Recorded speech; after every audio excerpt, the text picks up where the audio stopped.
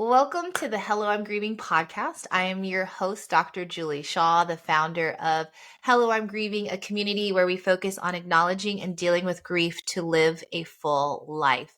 Our tagline, Say Hello to Grief, emphasizes the importance of mindfully and courageously acknowledging and engaging with grief so we can find hope, lessons, motivation, and healing in the midst of our pain.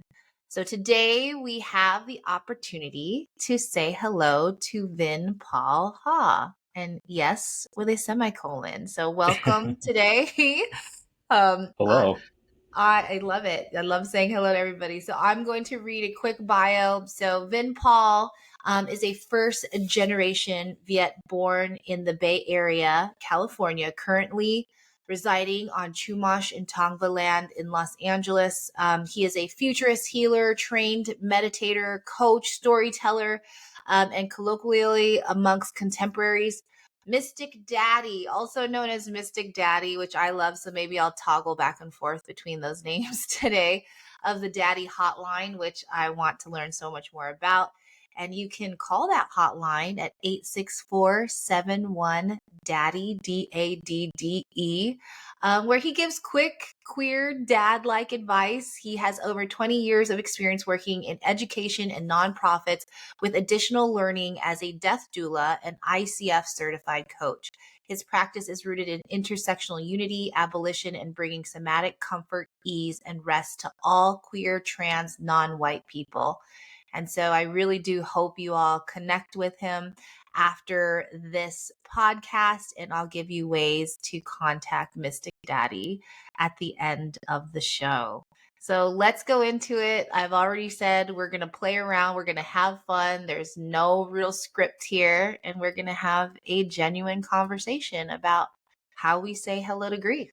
So let's actually jump into the Mystic Daddy and tell. I'm pretty sure people are curious about that. So tell us more about Mystic Daddy. Mystic Daddy is Mystic Daddy. No, but he is used to be my persona, now just essentially a part of me. And he is the art side of me, the person who allows me to be really wild and fun and weird, and ultimately gives me access to being able to do my work and live my life and make art really well as a person who just kind of lives in another dimension. And he's how I channel through all that process and Yeah. communicating that with everybody here. So I love him. We're in a relationship. How did Mystic Daddy come about? Like, how did you figure out or find him? Like, tell us about that, because maybe other people have their mystic fill in the blank that they can tap into. Yeah, absolutely. So I've been reading tarot cards for a really long time, and this was a process that started now 13 years ago, but about 5 years ago, when Snapchat was still a thing, I wanted to create a daily tarot card reading. Okay. And sort of as a joke, I was trying to figure out what was a good name to have.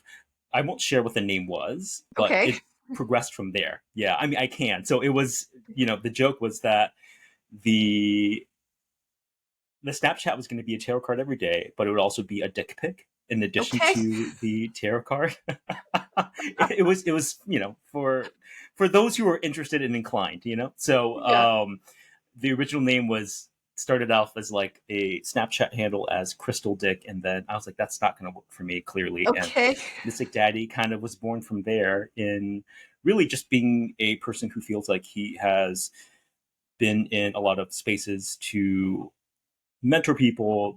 The daddy part is kind of a fun, kitschy way of looking at like, how do I re-examine this concept of being a daddy in particularly queer communities and gay communities, Yeah. and how can we do it in a way that is spiritually and emotionally really nurturing. So the daddy Yeah. with an E is to help indicate that it is a different kind of daddy, and to help you explore or just look at it and be like, what's up here. I like that. I like that. And I like the explanation of the E there at the end, right? Because it is that sense of comfort that we are searching for in so many different ways and in so many different channels, I guess to say, right? Um, and And yeah, thank you for that explanation of where the name, how it Yeah, of evolved course. into it too. That's something else I want people to know listening is like, we're open here. I want to show every aspect of everybody, like to be completely inclusive and to hear all different stories because it's going to resonate um, with Absolutely. with so many people, and to really understand that we're all such unique humans and beings, and in all of this, and how we can evolve and change. And I love hearing that story because I think as we're grieving, as we're processing death, as we're processing loss, and when it comes back to that whole comfort, and I think even for me, even thinking about the mysticism behind that, like with the mystic piece, is and all this is just coming to me now. And so I'm probably gonna ramble, but like the mystic Great. I'm doing piece, my job. yeah, but the mystic piece is like when you're grieving, there can be so many like pieces where we might feel like we are in a dreamland or that we are walking this path that we haven't before. And some of that, I feel like maybe I'm still trying to understand the definition of mysticism, but how I see it is I see it as this kind of wonderment, and like how can we find the wonderment in death, how can we find the wonderment in grief? So I don't know if that makes any sense to you or how you interpret that, but I feel like you evoked that out of me, to bring that No, I out. think that's a beautiful explanation. As you're sharing, the other thing I think about, particularly in relationship to grief, is that, as we all know, it's a process and it's a journey and it moves in multiple directions. And to think about how, just as an example of like storytelling or process, the idea of how does one come up with an idea or a name or a project, and like how do we really sort of expose or share what that sort of messy space looks like, Mhm. and how do we talk about and honor the all the difficulties that come with having to hold this very nebulous idea, and grief being one of those things, right? In that it comes for people in different ways. It is something that sits around for a really long time. And I think for me, the other part of it is that I think it requires a lot of like deep trust, but also imagination to be able to Mm. conceive like, how do I live in this thing that's created a completely different world for me and that I have to live in it kind of not forever. It's a reality that has Yeah. happened, right? And so as you were sharing, I agree. I think that it requires a certain kind of mysticism or imagination and or spirit to be able to access this feeling that is. I would love to ask you this question, in that, like, Sure, how let's does it do it. help you feel really deeply human? Grief is, for me, such a deeply human experience. Yeah. And and just to make sure I know, so you're asking how does it make me feel human, like grief, right? Yeah. Um, yeah, I think it makes me feel as if, well, one thing, I'll take it back. When I was open to the grief and when I finally, said hello to it, was starting to get into that acknowledgement and acceptance, right?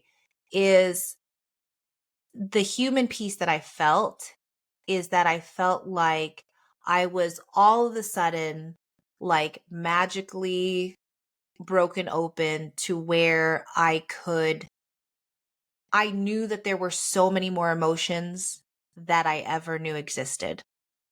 And that there were Mm, so many different intricacies like with those different emotions, and just how vast they were. Like it was this just mm, like unlimited amount of things that you could experience and feel. And mm, I feel like that was huge. And just to mm, understand, as humans, sometimes I think we limit ourselves and that we don't understand the capacity that we have for these emotions that could then push us and propel us to do, and this is for me, like some pretty amazing things, or to mm, be open to experience things so wholly, like um just to allow that in takes a lot. It takes a yeah. lot. And for me, it's also then, Mm, okay, yes, I'm human, but then how do you become like your highest self while you're still here on this mm, earth, right? because then for me, maybe you can transcend to something else or continue on learning in another life. Like I'm still exploring all these things as well, but I think the grief just saw how like we haven't tapped into everything as humans yet, and that we do have a Mm, lot of this power and we do have a lot more knowledge and emotions to experience. mm. I love this idea of grief that you're sharing, that it opens up a portal to Yes. having really a deeper connection to whatever one wants to call it, right? My hands are sort of moving up into the universe or spirit. And I'm curious, in thinking about that, what is that? What paths have opened up for you from experiencing that? What is, yeah. Yeah, I mean, I think it's the paths that have just opened up is just my willingness to do things I never thought I would be able to do, or that I never thought, I mean, even simply me being here with you today, doing this podcast, it's like there's tangible things, like I'm learning a whole new skill, how to create Yeah. this, right? To tap into creativity, to be more connected with people, to be able to reach out to others, to learn from others that I never thought like I would meet, right? It's just this whole openness that I feel like brings so much more value into your life. And Mm, it sucks that it had to come from the death of someone that I love very, very much. And to go through that pain and to go through, and I still have painful moments, and now it's just understanding, okay, well, that's going to be the reality forever. Like my sister's going to be dead forever, right? And so now what do I do with that? And I have a choice. So what's my choice going to be? And and what do we do with the rest of the life that we have here, for now, right? um I mean, I would ask you the same question there, like what would it be for you? we talked so much about this, and I'll keep it brief for the podcast's sake. What brought me to death work or being a death doula kind of felt like something else. And what I mean is that I have been fortunate in my life to not have experienced, I think, loss in the ways that bring many people to grief work and to end of life work. My grandmother actually is turning 97, last living grandparent, but she's turning 97 this Saturday. And Mm. I am thinking about how fortunate I am to be at 41 to have this person in my life that represents such an old tradition and idea of being Vietnamese. And really, she's the person, or that version of person, right? Or let me start over. It is that kind of Vietnamese community that actually brought me to death work. And more specifically, I'm thinking a lot about my parents. So, as mentioned in the bio, I am first generation Vietnamese American, and I am also the first generation of Vietnamese people who are really kind of free from colonialism, from any kind of imperialism. And that's amazing. It's also fucking wild. And I sit, yeah, in between my parents' generation and my grandmother, right, which is the generation before my parents. And they are refugees. They are living in a country that is theirs now, but also tried to take away all of their freedom. And what Mm. does it mean to put to rest a whole generation of people? So I'm thinking of my parents' generation in the next 20 years. And how do we put them to rest in a land that, essentially tried to, or a country that essentially tried to take away all of their freedoms? Yeah. And that for me is the part that brought me to this space, is that for there was this kind of already collective grief, right? This idea of like what comes up, what sort of traumas will be opened up as people are preparing for those final stages. And how can I, as a person who is in this space right now, among other people who are in my peer group or contemporaries, what can we do? What can we do to hold that space and have that conversation? And I'm trying to figure it out. For me, it has become a mix of conversation, right? So I talk about this a Yeah. lot, but also a growing sort of body of work that is art and part of my coaching work and my healing work, and to really just see how can we help somebody or help a group, like a whole generation of people, die well in a colonial system. How can we help them die well in a land that has, and be buried really in the land? Let me say this again, because you're cutting these things, right? Yeah. um No.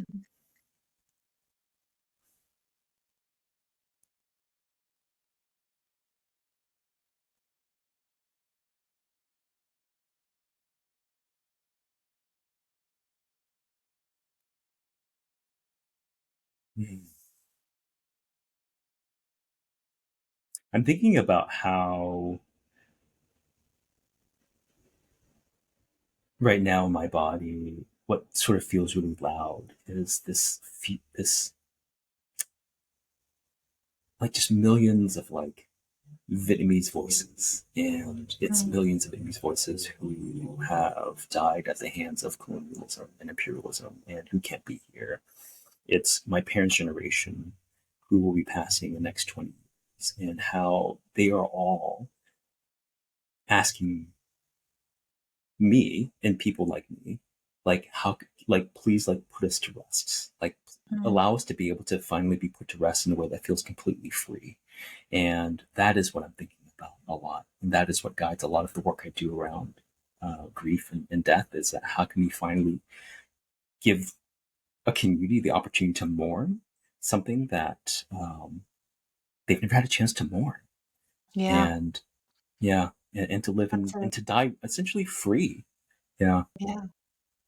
I mean, you bring up the collective grief, you bring up the community, and even the generational shifts, right? Like there's a lot in what you just said, and it's important that we talk about that because it even, I've mentioned this before, is that I'm a daughter of an immigrant, and sometimes it's like when you were talking about that, it made me even think about, what is that like for my own mother, who, even if we're talking about the physical location of where they're laid to rest or how they want to be honored, or what are even some of the rituals and things that are even tied culturally, and how do we still honor that? Like those are conversations I'm having with my mom, because she is, the culture in the Philippines is you come over here to the US,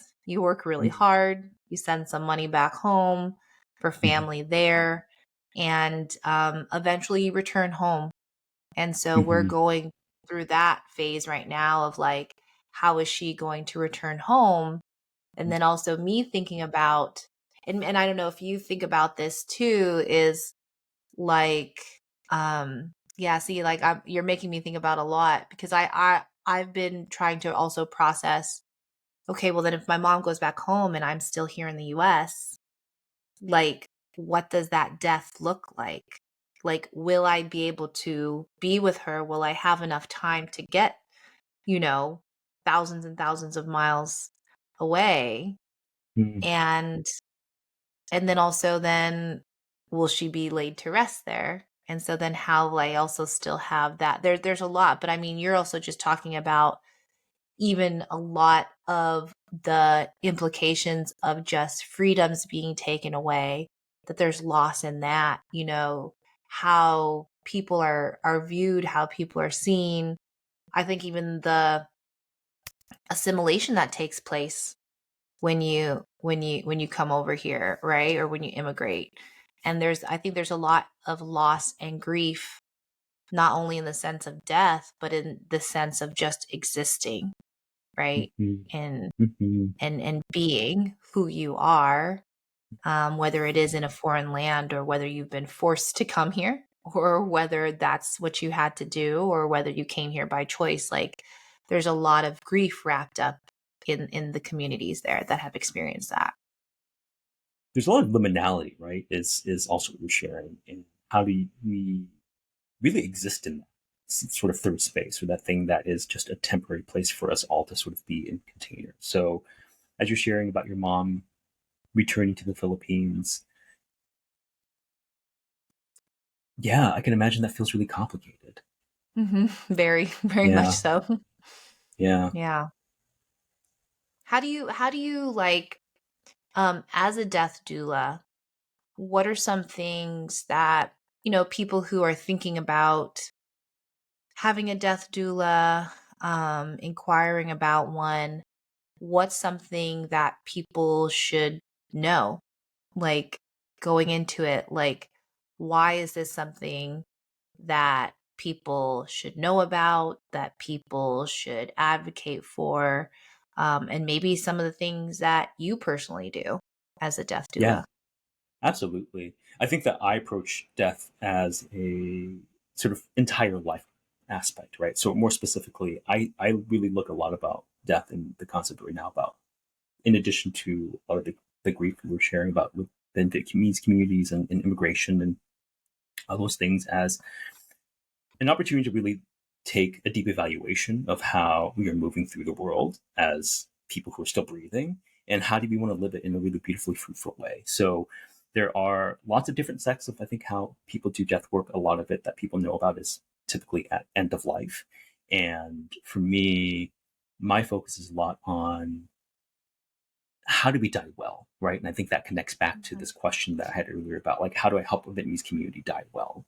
And now in the US, like, what can we prepare for and have conversations about and hold, so that way when that day comes, it doesn't feel like a surprise or a scramble, that people feel, if anything, spiritually, emotionally prepared for death. Because in the US, the context of death is not a conversation that we hold until that moment comes. And I have other friends who work in the funeral industry, for example, and talk a lot about how just the bureaucracy and all the paperwork that you have to fill out and forms, and how do you have Mhm. access to all these different forms, and forensic accounting, and like what would it look like to have all these things at once. So in sharing that, that's one thing I feel like a death doula is really great at, is a person who has resources to help you really just think about in a really clear, even funneled way, what are all the tasks, the check boxes that I need to be able to get this stuff together. So I'm thinking right now, right, in one aspect of it, um, uh, post-mortem, right? The person's already passed.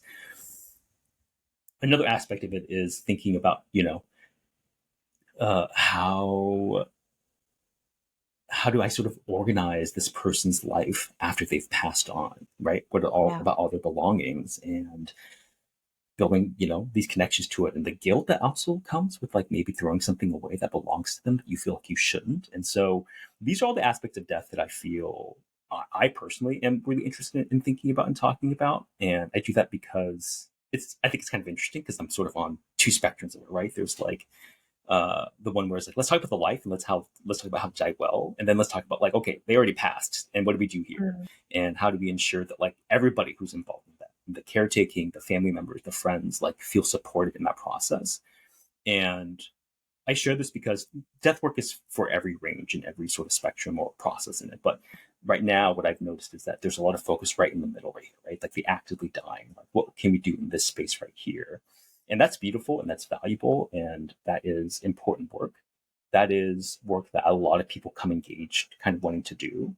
And I want to think about the other aspects of it, the other ends of the spectrum, and how do we sort of hold those places really well. Because as mentioned with grief, it's mentioned with dying, that thing just doesn't stop once a person is gone, right? Yeah. It actually, a lot of the other stuff comes up before and after that as well. So if I were to put it together in a little neater narrative, it would be that for Mhm. me in death work, what I think are really sort of important is that how to help a person really think about death is not a, particularly in the US, as a, well, to sort of destigmatize the idea of death, that it can be a conversation we have pretty openly Sure. all the time.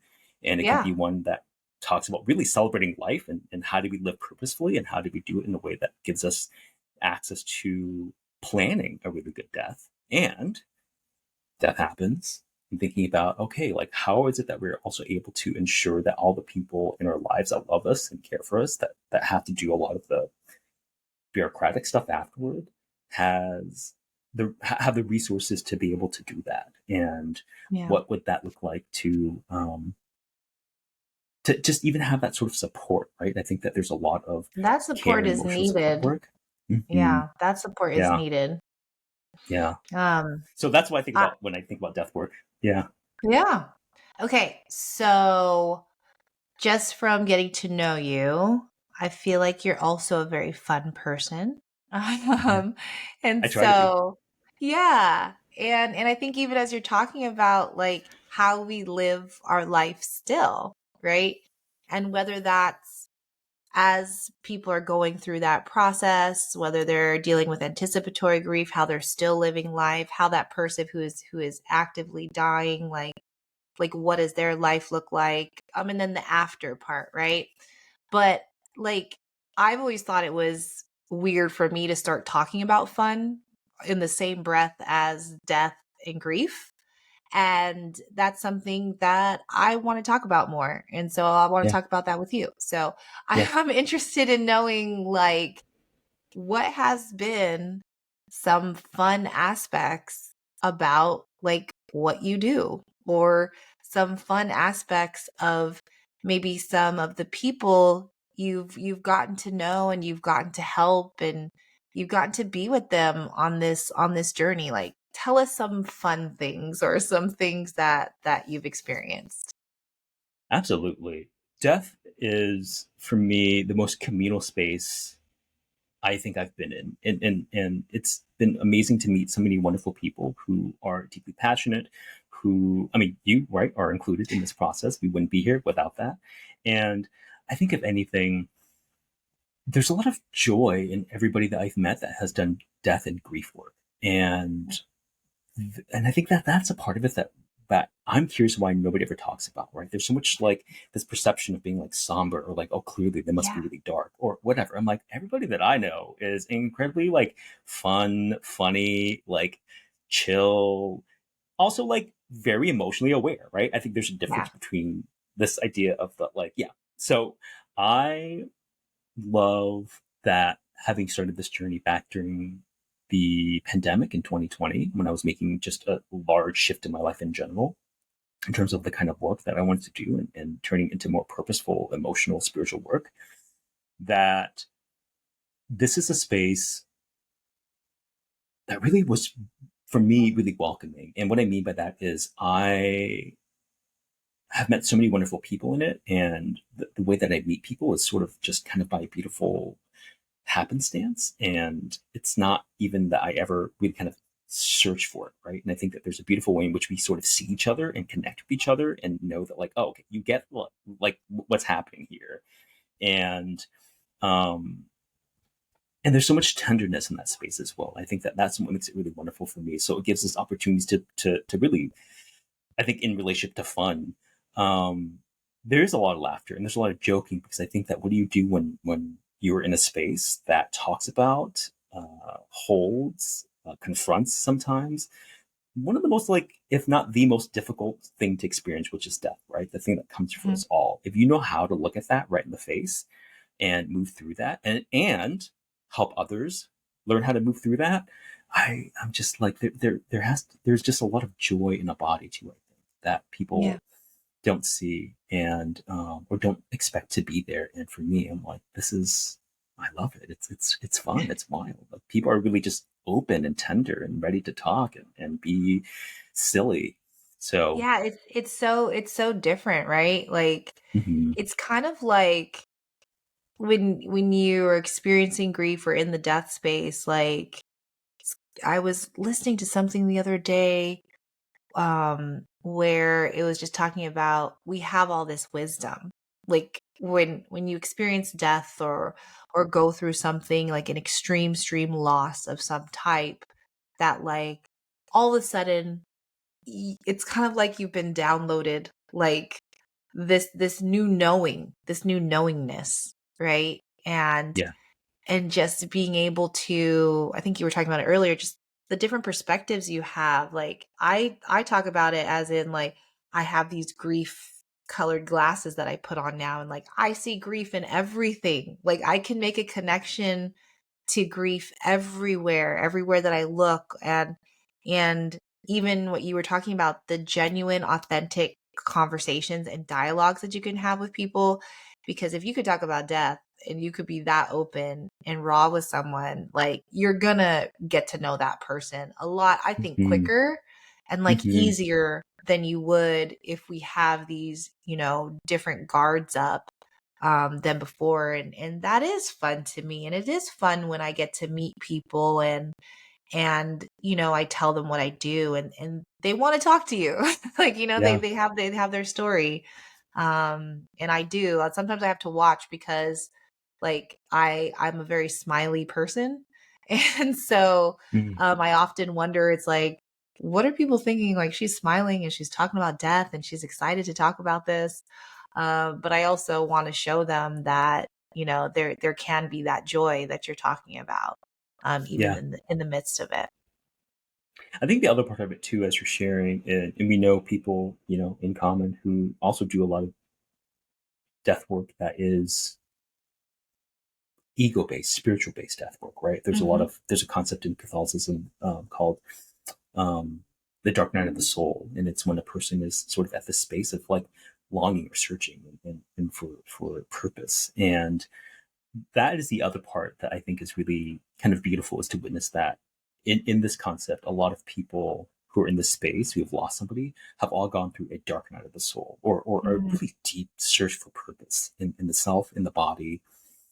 And what I love about that space, or this space also, is that there's this sort of deep yearning to transfer that sort of wisdom, that care to others, right? To help people see that like it's going to be okay, and how can we hold this like really intense thing together. And I find that like I think this is what draws me to the work, if anything, right? If we had to define, is that I love, as you know me, like doing just, I'm an intense person. I have like a lot of spiritual fucking downloads that come to me. And yeah.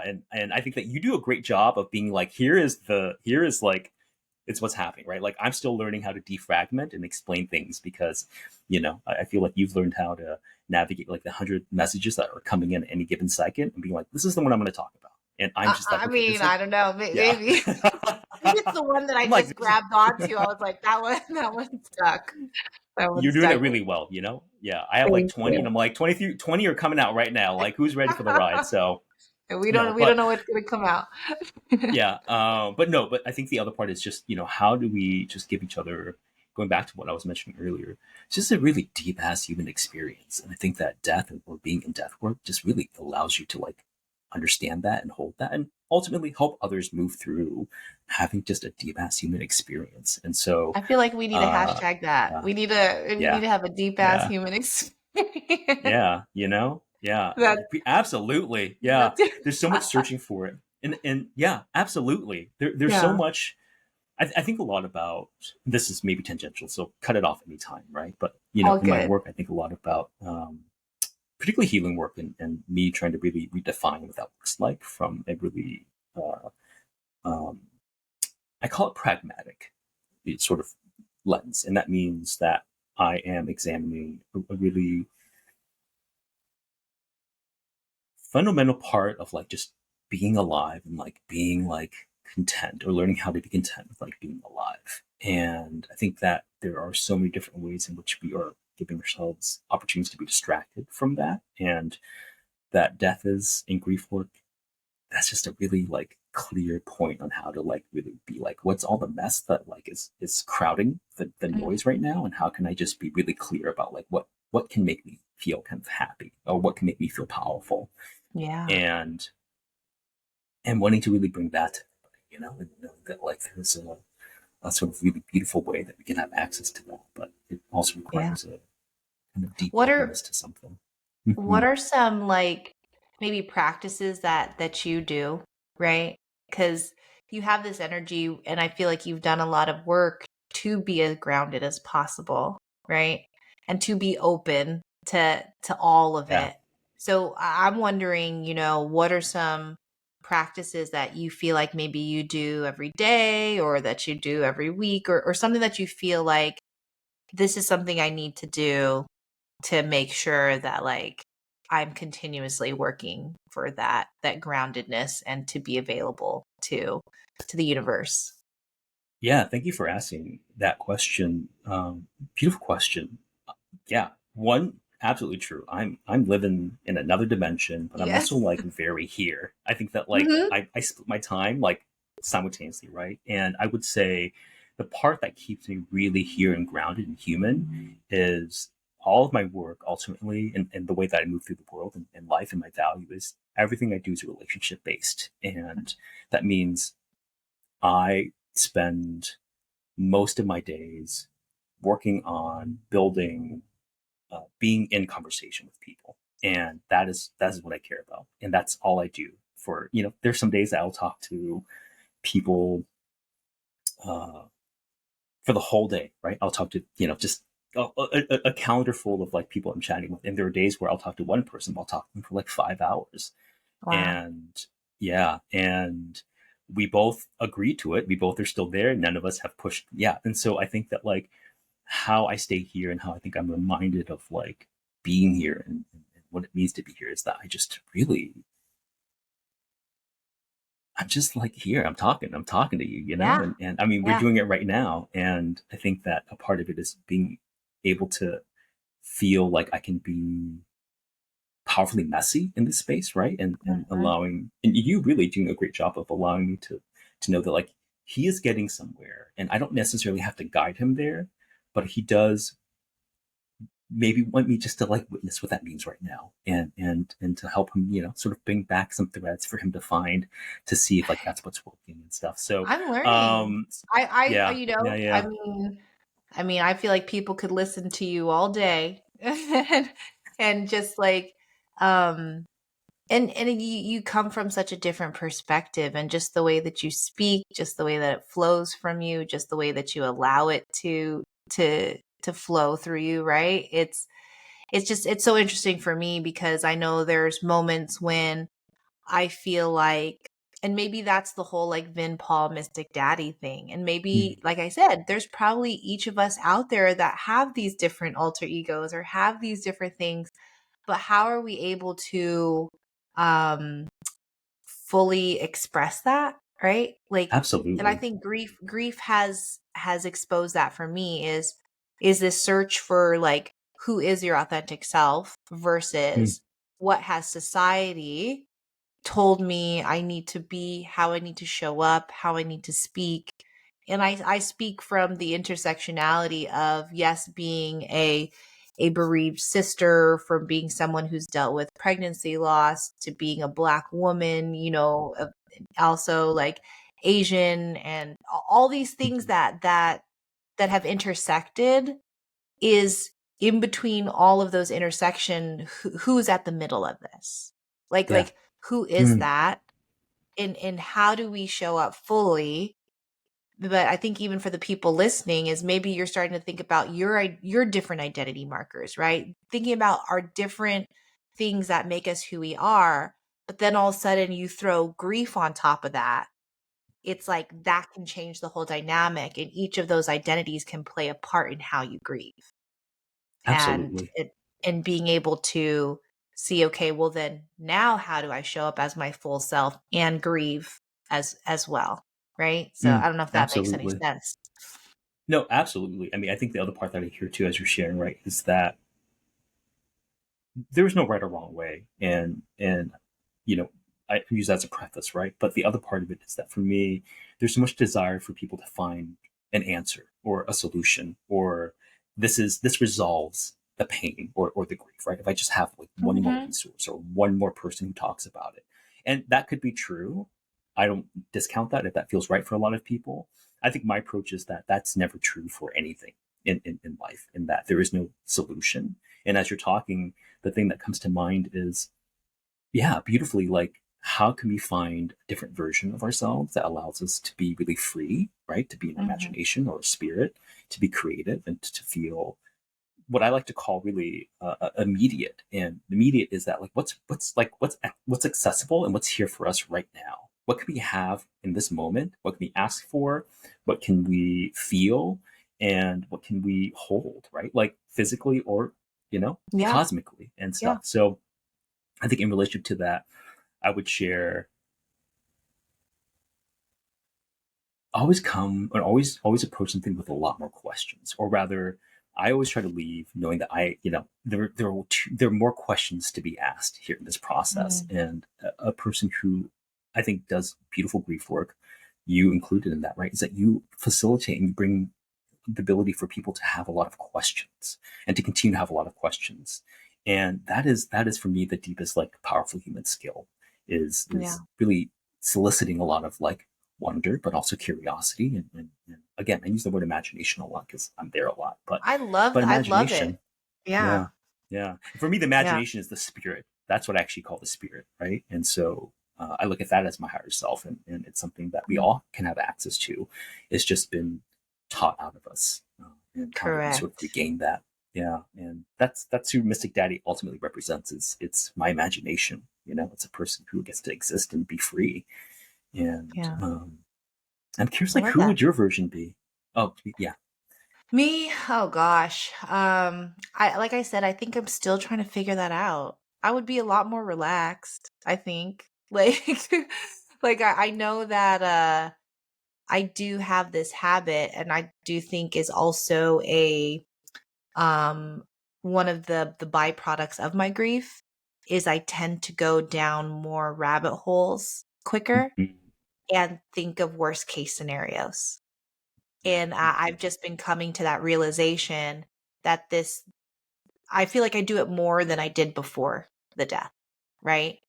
I was a lot more, I would categorize myself as a free spirit, like I'm just gonna be down for whatever and just like really free. And so I think even, yes, there's been some really great things that have come out of my grief, but even these things like understanding how I do tend to do that. I think you might have mentioned this earlier. I just have a lot more awareness that I'm doing that so that I feel like I have a lot more choice in figuring out how I respond and how I'm more able to like reel myself back in. Um and be able to say like, okay, like I might have a bad day one day where I just go down worst case scenario, but I'll be able to tap back in and really use different techniques to be able to like ground myself again, whether that's through Yeah, meditation, whether that's through affirmations, to really that awareness I think has helped me get through those moments quicker. So yeah, I mean, I'm still trying to figure that out, yeah, but I know that there's another version of me. Like if there's a new like we reiterate, right? Like yeah. I don't a change is going to be constant, so that's even us in human form and who we are. Like we're always going to change. Um so yeah, there's a lot I mean, I there. love that. There is a lot there, but I think that what's powerful is that I think what you shared right now, and I would say is we have to give ourselves allowance to really go there. And that Mhm. means that, as you mentioned for yourself, you give yourself certain days that you just spiral, or you, whatever you want to call it, right? But you just allow Mhm. yourself to fully go there. And I think that that creates a really beautiful exploration of, like, how can I bring myself back to something that I want to be, Yeah. or something that Yeah. I love or care about, right? And that is, I think there's so much time that we spend trying to avoid, like, going to that Mhm. place. And as you're sharing, I'm like, yeah, no, actually, give yourself allowance to fully go there some Yeah. days, and then, you know, whatever it looks like, Because walk your way back. I look at it as in like if you do experience that, you're going to be able to recognize it, and when you're able to recognize it, then you're able Mhm. to then like that's where I use that bring myself back, and then also make intentional decisions on how I want to move forward. Mhm. I do believe people have a choice, whether they know it or not. Even if they aren't making a choice, that is a choice. And so it's really being very fully aware and intentional about those choices. So these are different things that I contemplate, and I feel like my grief has given me the opportunity to think about these things where other people may not. And it's kind of that like when you're in the matrix, you just keep on going with how things are and you're not really thinking about why. And that goes back to that question asking is like, why? Or does it have to be this way? Or where do I have control, or what's in my control, or what's out of my control? So a lot of questions, which I do have two questions for you now. So Yes, please. I know we're gonna wrap up, and I've enjoyed our time.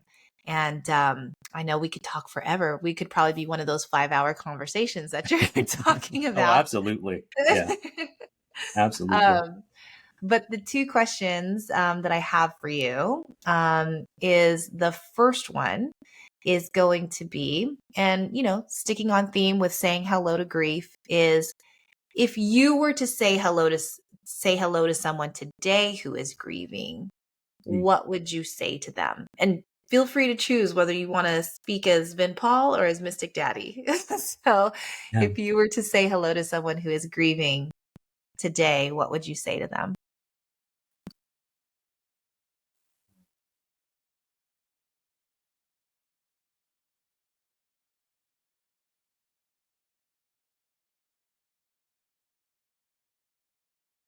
What would the 5-year-old version of you say right now?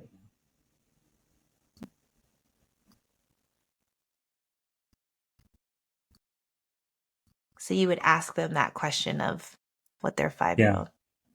I think we know that I always respond with the question at this point, right? For me, the exploration is more important for the other person than for me to Yeah. be didactic. When I talk, Mhm. it's to share about my life and why I do the work that I do or why I am the way that I am. But in that, for me, it's like, yeah, going back to what we were talking about earlier, the immediacy is what feels really important for me. And I really hold that as the sort of power breaker, right? So that is tiered in many ways. It's that the immediacy opens up access to the imagination, which ultimately opens up access to the spirit. And so how can we reconnect to a version that can fully understand what that means? And, for me, it could be 10, it could be 15, but Mhm. 5-year-old self seems typically a good place to start when someone's grieving. Yeah. That's beautiful. I love that. And I, Mm-hmm. I love how it really connects that imagination piece, right? Like it's a full circle and Yeah. allows them to essentially have a conversation with themselves, which is Mm-hmm. much needed. Yeah. Mm-hmm. All right. The second question is now, if you were to say hello to your own grief, what would you say? I'm thinking a lot about my grandmother, and I'm thinking about her a lot because she is my last living grandparent. She is one of two caretakers in my life. And I actually wrote a piece about her, and it's on my newsletter. It's coming out this Sunday, or whenever Sunday is. And really, when I think about it, I'm thinking about how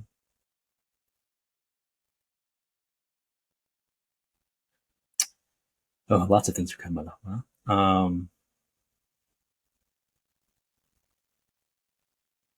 I'm thinking about how can I continue to hold her in power. Hmm. Yeah, and ask that question one more time. Let me see if I can get it. I said, if you were to say hello to your own grief, what would you say?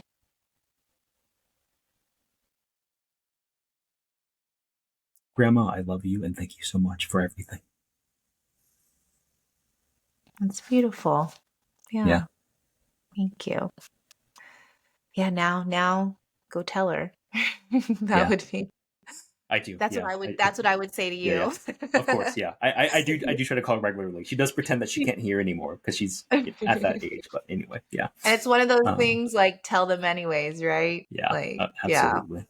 Yeah. Thank you. And that's just a great reminder, right? It's a really great reminder to tell those that we love them. And I say that whether they're physically here or whether they're not. And that's just a really, really great reminder. So thank you for that. And thank you just for giving your time. And I want other people to say hello to you. So Please, I would encourage listeners to find Vin Paul at Mystic Daddy. So MYSTICDADDE. And then also at vinpaulha.com. So that's VINHPAULHA.com. So please say hello to him there, connect with him there, learn more about everything that he does and can provide as you are grieving. And in closing, if grief has taught me anything, it is that time is our most valuable resource. So thank you for giving your time today. Thank you for taking the time to say hello to grief today. There are so many people in this world grieving the loss of someone or something, and it's not my goal to reach every single one of them. It's simply to reach one, and I hope that that person is you. I hope that you took at least one thing from listening today that helps you on your journey.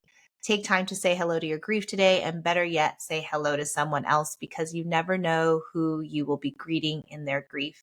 And I would love to say hello to you. So follow me at Hello I'm Grieving on Instagram or Threads, and let me know what resonated with you and what topics you would like to learn more about. So until next time, I will look forward to saying hello. All right. That's all she wrote. I'm going to stop us right here.